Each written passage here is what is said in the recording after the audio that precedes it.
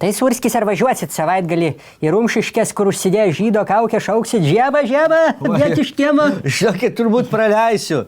Iš vis man šitie metai labai keisti. Praleidau ir sartų žaidynės, lenktynės ir knygų mugę. Praleisiu turbūt ir užgavėnės, tas jūsų minėtas, ir kaziuko mugę.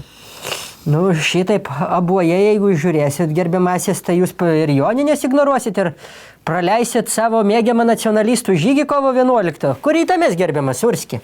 Nu, tai kad gamta pati keičiasi. Tas klimato atšilimas, žinot, kai davė, kad šį savaitgalį, kaip sakant, pati žema iš kiemo išėjo. Nereikėjo net žydo kaukės dėtis. Bet taip ignoruodamas tautinius renginius, jūs virstate į visišką kosmopolitą.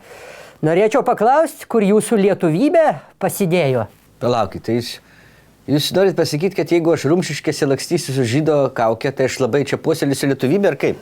Baikit jūs kabinėtis ir išsisukinėti, nu taigi užgavėnės, pati linksmiausia šventė, žmonės išdykauja, linksminasi, tyčiojasi, kanapinis su lašininiu kaunasi, mušasi, dar blynų nachaliavai gaunam. Blynus, sako pelė. Ar iškeps man cukinijinių blynų mildažytę per užgavėnės? Vo!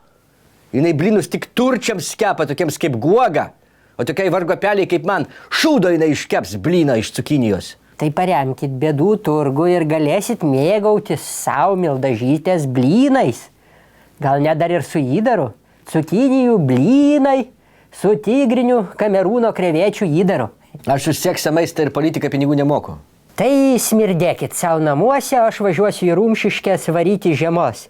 19 kandidatų į prezidentus. Kiek šiemet įžymybių atvažiuos?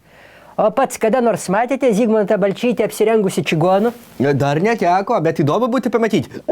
Teks matyti važiuoti su jumis į tą užgavinių, kaip sakėte, paradą. Įdomus, į kokią kaukę bus Bronys Ropė su kanapinio ar lašininio?